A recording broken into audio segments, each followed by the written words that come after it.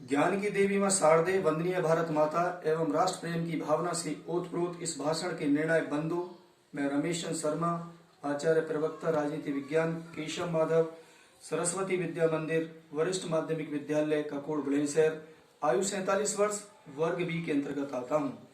मैं अपना विषय आपके सम्मुख वीडियो के माध्यम से रखने का प्रयास कर रहा हूँ। आशा है आप सभी उचित निर्णय लेकर मेरा मार्गदर्शन करेंगे, ऐसी आपसे आशा है। मेरा विषय छात्र जीवन में राष्ट्रीय भावना के संचार का महत्व। आदरणीय बंधु, प्रत्येक विद्यार्थी अपने राष्ट्र का एक अभिन्न हिस्सा होता है।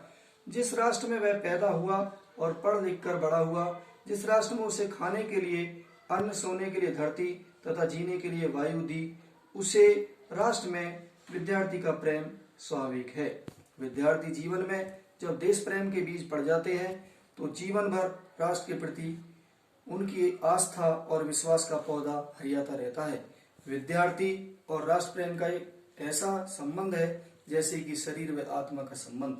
जिस प्रकार जीवित मनुष्य की आत्मा को उसके शरीर से अलग नहीं किया जा सकता, उसी प्रकार राष्ट्र रूपी शरीर से विद्यार्थी रूपी आत्मा को जुदा नहीं किया सकता।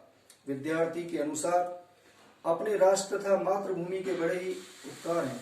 वह इन उपकारों से उत्कृष्ट तभी हो सकता है जब वह अपने देश के प्रति अटूट निष्ठा बनाए रखे तथा अपनी मातृभूमि को श्रद्धा भरी नजरों से देखे।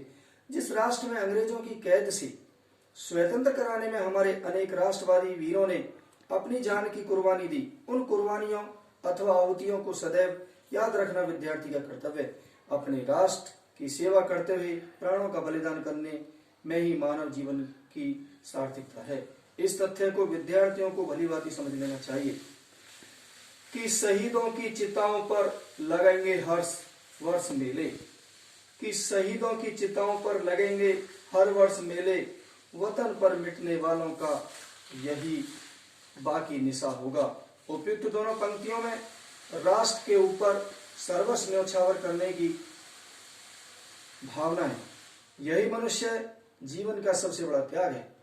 स्वामी राम तीर्थ ने देश प्रेम के विभोर होकर कहा था कि भारत भूमि मेरा शरीर है, कन्याकुमारी मेरा पांव है, हिमाचल मेरा सिर है, मेरे बालों में श्री गंगा जी बहती हैं, विंध्याचल मेरा कमर का कमरबंद है और कुरुमंडल मेरी दाहिनी जंघा और मालवा मेरी बाई जंघा है।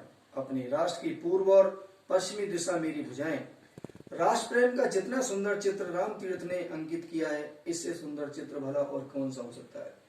फिर भी जीते जागते उदाहरण की यदि मैं चर्चा करता हूं तो वर्तमान राष्ट्र प्रेम की परिभाषा का यदि नए युग में परिभाषित किया जाए तो वर्तमान महामारी से जूझ रहे दुनिया के देशों में से अपना देश भारत एक नए युग का नया भारत राष्ट्र प्रेम की वे बदौलत ही एक साथ मिलकर चल रहा है। देश के वर्तमान प्रधानमंत्री श्री नरेंद्र मोदी जी को उनके अतीत में लेकर चले तो छात्र जीवन, अपने पिताजी का काम में हाथ बटाना, अपनी शिक्षा ग्रहण करना और विद्यालय में नाटक के माध्यम से समाज के छात्रों को राष्ट्र प्रेम की शिक्षा देना ही एकता की भावना को जागृत करना होता है। राष्ट्र प्रेम के लिए समाज को एक साथ एकजुट लेकर चलने के लिए स्वयं को पहले राष्ट्र प्रेमी होना जरूरी होता है, तभी उसका प्रभाव या भावना अन्य किसी में जागृत होती है। हर राज्य वर्तमान में इसकी बीमारी से जूझ रहा है। समाज की सेवा में लगे ईश्वर के रूप में डॉक्टर, सेवाकर्मी, सफाई कर्मी, पुलिसकर्मी, अन्य स्वयंसेवी संस्थाएं इस राष्ट्र प्रेम के परिभाषा को जीते जागते उदाहरण है। जो सभी निस्वार्थ भावना से अपना काम कर रहे हैं, ये सब उन्होंने अपने माता पिता से, समाज से, छात्र जीवन में अपने गुरुओं से सीखकर एक राष्ट्र प्रेम की भावना की अलग जगाने का प्रयास किया। एक नया उदाहरण, एक नई मिसाल या एक राष्ट्र प्रेम की नई परिभाषा उत्तर प्रदेश के मुख्यमंत्री श्री आदित्यनाथ योगी जी के द्वारा भी बनी है, जो मैं अपने विचारों से ये बात प्रस्तुत करना चाहता हूँ। हो सकता है मेरी बात सही हो अथवा गलत, ये आप सबके ऊपर निर्भर करेगा, लेकिन यदि उनके अंदर राष्ट्र प्रेम की भावना जन्म से ना होती तो शायद वो ऐसा निर्णय न लेते। इस समय पूरा भारत प्रत्येक राज्य बीमारी से पीड़ित है और उनके पिताजी का अचानक स्वर्गवास हो गया, लेकिन वो अपने कर्तव्य को का पालन करते हुए अपने पिताजी की आत्मा को शांति दे करके अपने राष्ट्र और अपने राज्य की सेवा में लगे हैं। यहाँ तक कि कहना मैं चाहता हूँ कि वो उनकी अंत्येष्टि में भी नहीं जा सके और उन्होंने अपना विषय रखा कि मैं अपने 23 करोड़ वासियों को कैसे छोड़ करके जा सकता हूँ। सबसे मेरे लिए सबसे पहले मेरा राज्य और मेरा राष्ट्र है।